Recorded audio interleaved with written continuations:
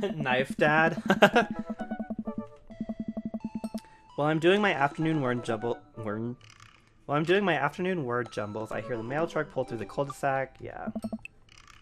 This is when we talk with Amanda. Huh? Yeah. Oh. She got in. We celebrate. Let's do another one.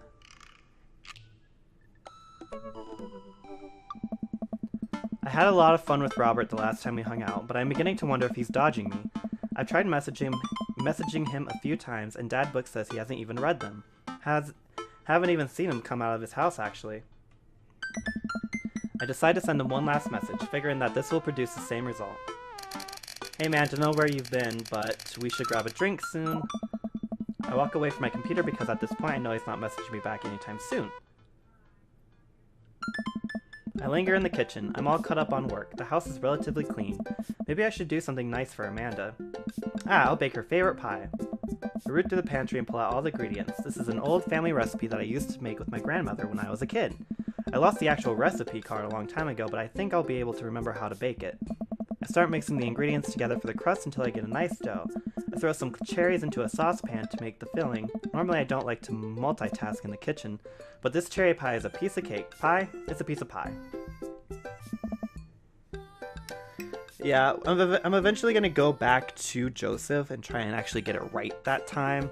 But yeah, we'll just see how it goes.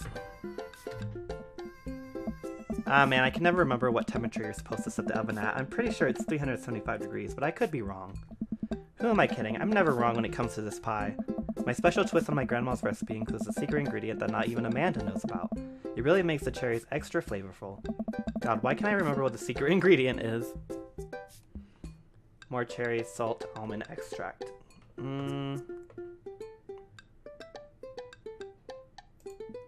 Oh, it's almond extract, duh.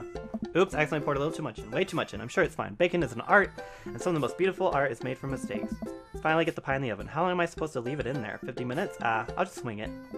Amanda's going to be so excited. That kid loves a good pie. I will sit at the kitchen table and do word jumbles until Amanda comes home. I can hear the door slam open. Yo, Pops, what smells like pie in here? It's pie, sweetie. Amanda darts over to the oven and looks inside. Yeah. Yes. Hey, it's not done. Be patient. What's your angle here? What?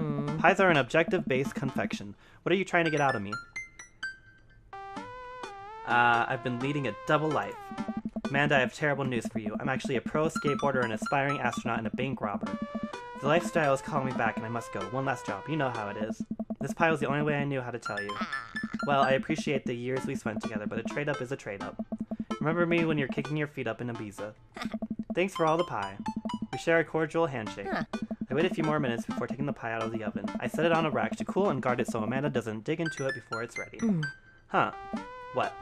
Does it look kind of weird to you?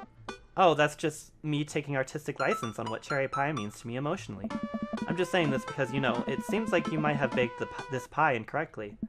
And you're currently, right now, trying to pass it off as a good thing. It's art, sweetie.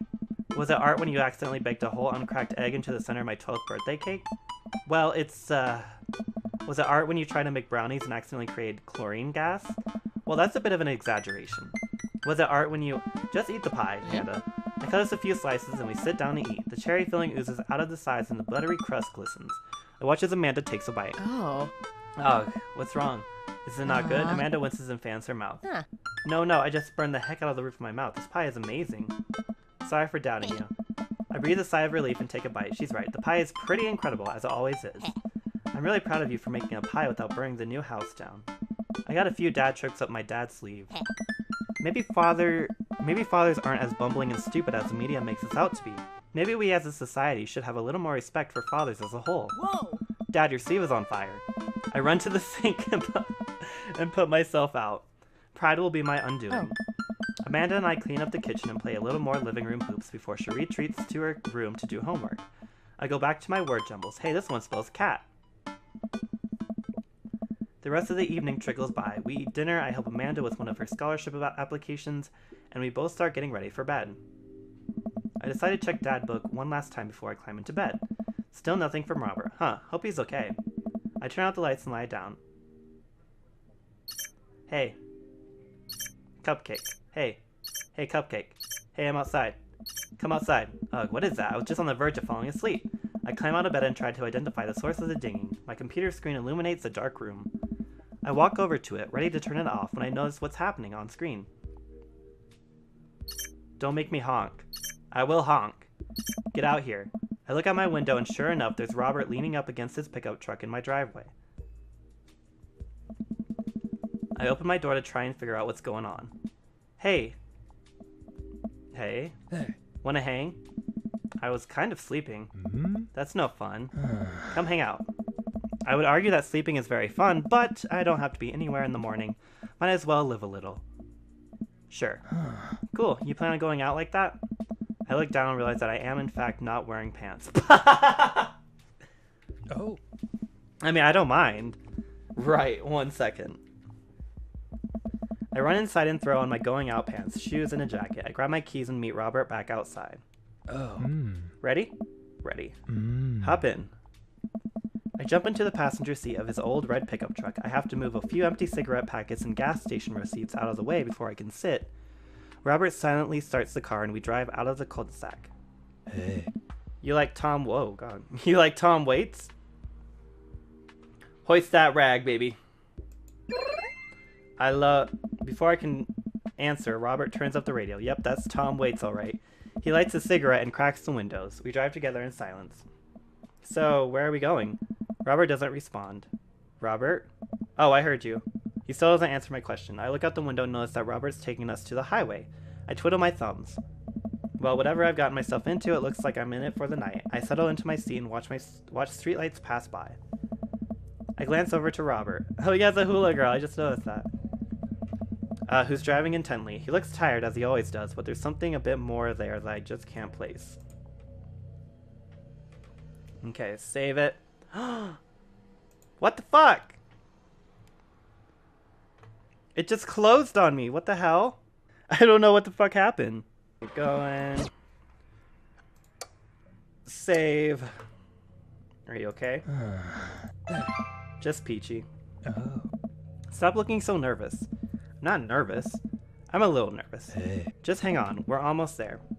Almost where? I have no idea where we are. I think we're moving at a slight incline, but I'm not so sure. We eventually come to a stop. Robert gets out of the car and I sit for a second, unsure if he wants me to get out too. What are you waiting for? I hastily exit the car. Robert sits on the bed of his truck and passes space next to him. I sit down and take in the view. We're on a hill overlooking the city skyline against the bay. The cool night air rustles some trees near us as lights blink in the distance. Off to the side I can see an entrance to a dense forest. Man, it's all so gorgeous. This This is where I come to masturbate. Oh god, okay. What? I'm kidding. What's wrong with you? Hey. This is my little spot where I come to think. I mean, you can think and masturbate at the same time. It's like, it's nice. You can see the whole city from up here. Really gives you some perspective. Robert reaches behind him and pulls something out from under his jacket. It glints in the moonlight and I suddenly realize what it is. Oh shit, that's a knife! Oh, please don't stab me. Robert reaches into his pocket and pulls out a small piece of wood. Please don't stab me with that either. Oh. Robert takes the knife to the piece of wood and starts carving at it. Oh. Oh, I breathe a very audible sigh of relief as Robert looks at me sideways. Did you think I was going to stab you just now? What? No. Oh. Hate to break it to you, but I did, in fact, bring you out here to harvest your organs. Okay, okay. We got some options here to play along. Yeah, well, you think you caught me in your trap, but I knew. For years I've been putting the most vile junk food in my body in preparation for this day. Come at me, friend, and reap what you will. Oh. 2 steps ahead of you at all times. That's how I operate. Nothing gets past you, huh? Robert reaches into his pocket and pulls out a folding knife that he opens and hands to me. I'm gonna warn you, the last guy I had a knife fight with lost three fingers because he didn't know the 8 basic rules of knife fighting. You're familiar, correct? I honestly can't tell when you're kidding. I'm so many levels of irony deep that I've forgotten what humor is. He and I laugh. Have you ever whittled before? Considering I'm not a grandpa, no. What do you mean by that?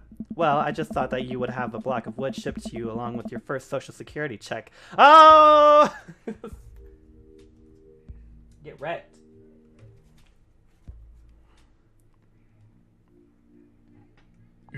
Cupcake, I'll have you know that whittling is a time-honored tradition enjoyed by both young and old alike. That you're dismissing it before you've even tried it speaks volumes about your character. However, because I've gotten to know you for some time and have come to think of us as friends, I'm willing to attribute it to ignorance instead of malice. What I'm trying to say is, go get that stick.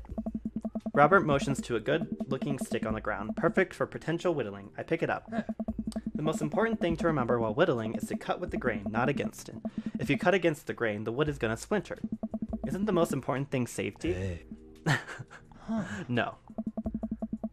Getting hurt comes with the territory. Look at my damn hands. I look at his damn hands. They're calloused and covered in little white scars. They are very nice hands. You can't make a stick omelet without breaking a few hand eggs. Egg! While I'm distracted, the knife slices into my thumb. Blood gushes all over my little wooden carving. Robert is lost in carving and doesn't notice me bleeding everywhere. Robert still doesn't notice. Robert, I'm dying. I'm bleeding to death.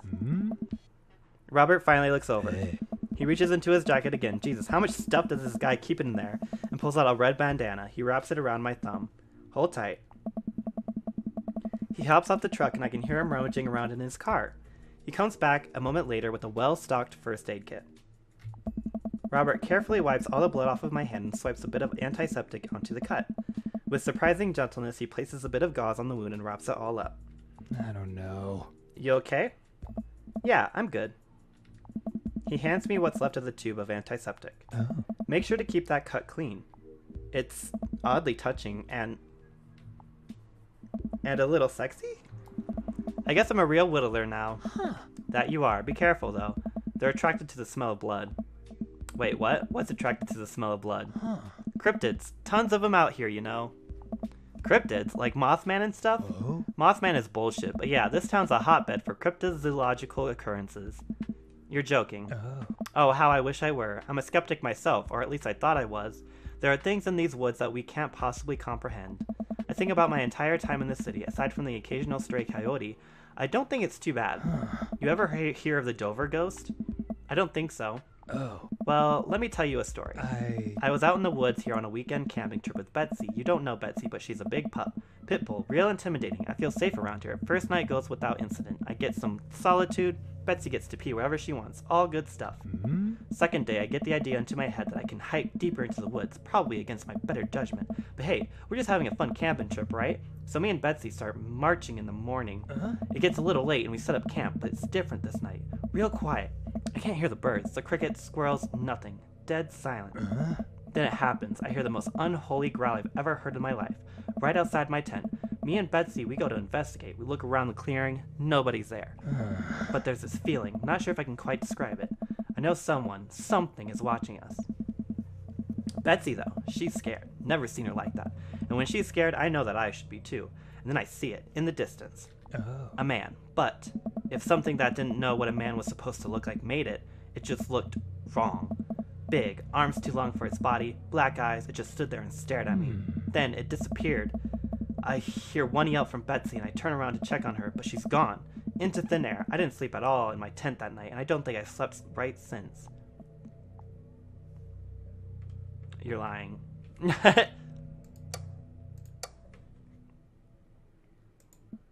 Okay, you're full of shit. You think I'm lying?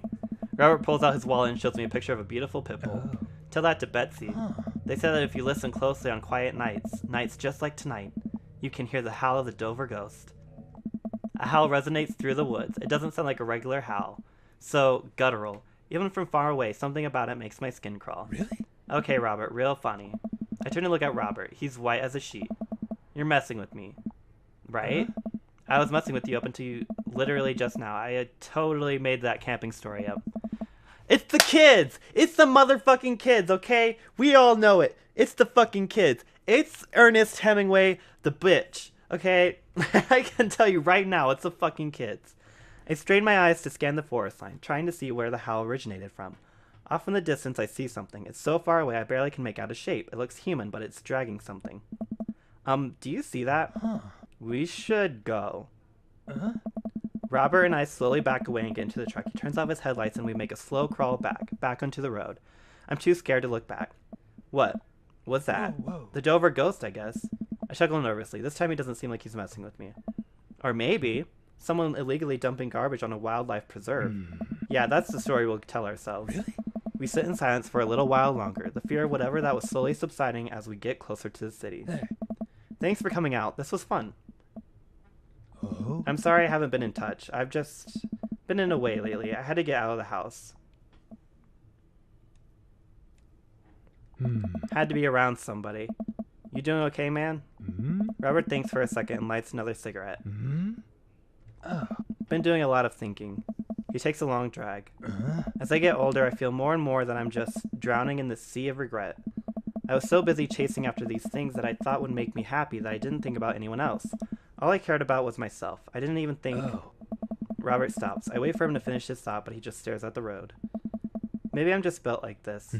Or maybe I do it to myself. Maybe it's my own choice that I'm as unhappy as I am. I try to think of something to say. I remember all the times in my life when I've been sad, and there's been a great many of them. But there was always a light at the end of the tunnel, something I held on to that kept me going. But there's something so resigned about the way Robert's talking. Fuck!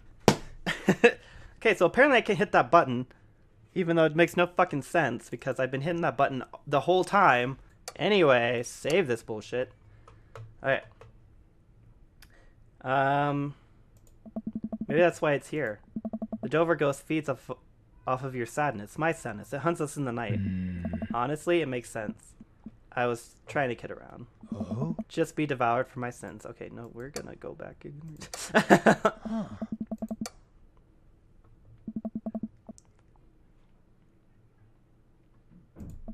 It really sucks. Hang in there, buddy. Yeah, it sucks, alright. Yeah, he doesn't like that. I can tell from that noise, he does not like that. I'm glad you told me. It must have taken a lot for you to want to tell somebody this. You're a mysterious guy, Robert. You don't have to be. Do you ever wish you were a better father? I think about it for a second. All the time. You can read all the parenting books you want, but nothing will ever prepare you for raising a child. There's so much stuff I regret or wish that I could have done better, but I don't have the answers. I don't know if anyone does. It's funny, I look at you and your relationship with your daughter, and it seems perfect. It isn't. At least you're there for her. I stare out the window at the blur of passing trees. I just hope I'm a better father to my kid than my dad was to me. What did your dad do? It's more about what he didn't do. He was quiet, stoic. Don't think he ever once told me that he loved me. He cared more about his work than he ever did about me or my mom. Do you hate him? No, I used to, but after I became a parent, I just kind of feel bad for him. He missed out on my whole childhood. When I think about all of the happiest moments in my life, they're all with Amanda and Alex, and he just wasn't there. Oh, God. It hurts like hell when I had to leave him to die in that Belarusian prison. What? I turn around and smile at him. No, he's retired in Florida with my mom. We go there every Christmas. We both break out into laughter. He pats me on the shoulder. We drive the rest of the way in silence, listening to the radio and watching the bright lights of the city grow bigger. Robert drops me off at my place. As I'm about to close the passenger door, I realize I still have Robert's pocket knife in my jacket. I pull it out and offer it back to him. You hold on to that. Never know when you might need it. Night, Robert. Have a safe drive home. Robert smirks and pulls away. He then immediately pulls into his driveway, which is one over from mine. He gets out and waves. I tiptoe into the house and careful not to wake Amanda up. Whoa, where'd you come from? I look around and spot Amanda coming out of the kitchen with a glass of water. I thought you were sleeping. Oh, Robert woke me up to go cryptid hunting. You know, the Mothman is bullshit, right? Amanda, Link, you know what? It's fine. I think about the conversation I had with Robert in the car as Amanda starts walking towards her room. Hey, Amanda. She stops. I love you. It's weird when you say it outright and sincerely like that, but I love you too. Night. I chuckle to myself, then finally decide to go to bed.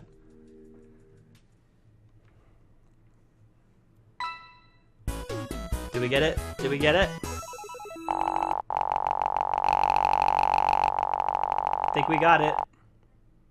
Yeah! Where'd my pants go? Where'd my pants go?